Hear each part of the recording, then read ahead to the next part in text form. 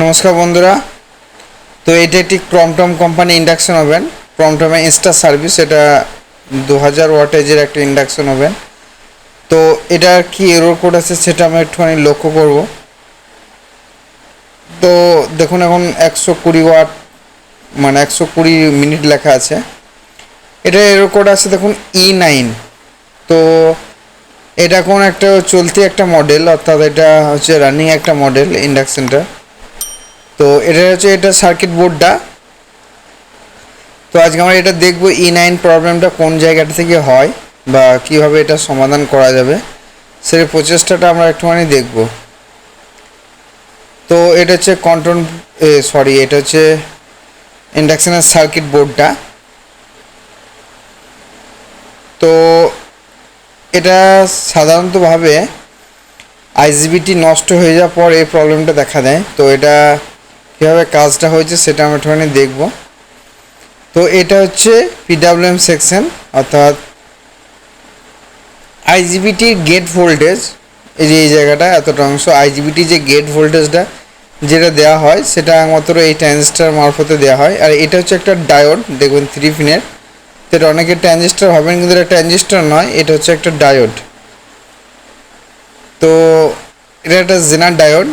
এটা diode actually হবে। তো আমরা সর্বপ্রথম যে কাজটা করব, এখানে যে ডায়োডটা রয়েছে না, যে আইজিবিটির ইমিটার পিন এবং গেট পিন, এই দুটো পিনে এটা অ্যাটাচ করা থাকে।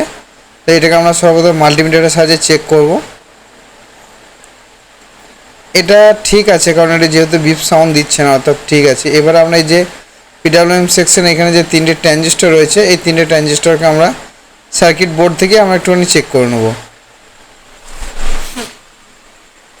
অনেকে ওপেন করে চেক করতে পারেন, অর্থাৎ একটা একটা করে তুলে নিয়ে। তো এটা বেশিরভাগ শর্ট হয়ে গেলে একটা বিপ সাউন্ড পাওয়া যায়। তো বেশিরভাগ চেষ্টা করবেন এটা ওপেন করে চেক করার জন্য।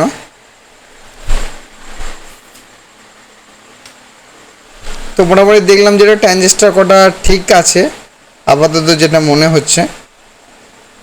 তো এবার এই যে গেট লাইন, এখানে দেখুন একটা 10 ohmsের রেজিস্টার দেওয়া থাকে, দেখুন।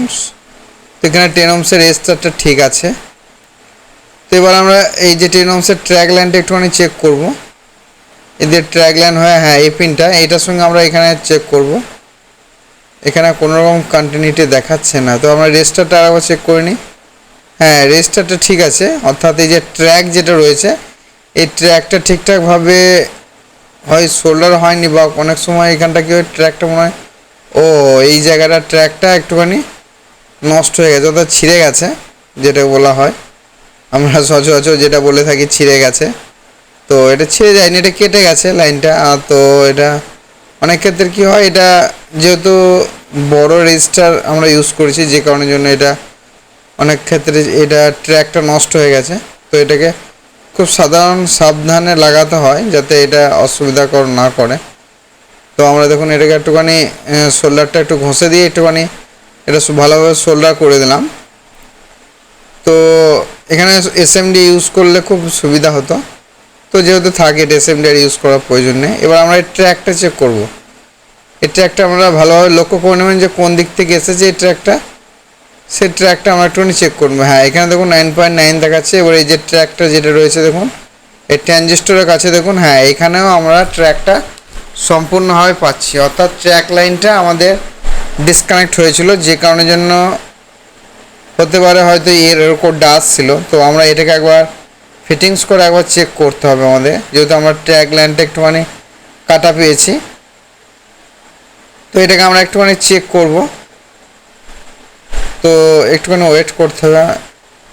তো এটা সম্পূর্ণভাবে ফিটিংস করে নেবো আমরা একবার একটুখানি। এটা খুব একটা রানিং একটা মডেলের ইন্ডাকশন ওভেন, নতুন, এটা খুব চলতি হয়েছে। হ্যাঁ, তখন 120 মিনিট শো করছে। এবার আমরা দেখবো জলটা একটুখানি গরম হচ্ছে কিনা, এবং ওয়াটেজটা দেখুন, সমস্ত ওয়াটেজ দেখাচ্ছে। E9 এর ওপরটা কিন্তু আর আসছে না, অর্থাৎ মনে হচ্ছে আমাদের প্রবলেমটা ঠিক হয়ে গেছে। হ্যাঁ, তো দেখুন জলটাও আস্তে আস্তে গরম হচ্ছে।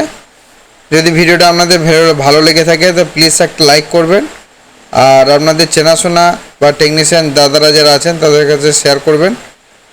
ততক্ষণ সবাই ভালো থাকবেন, সুস্থ থাকবেন। নমস্কার।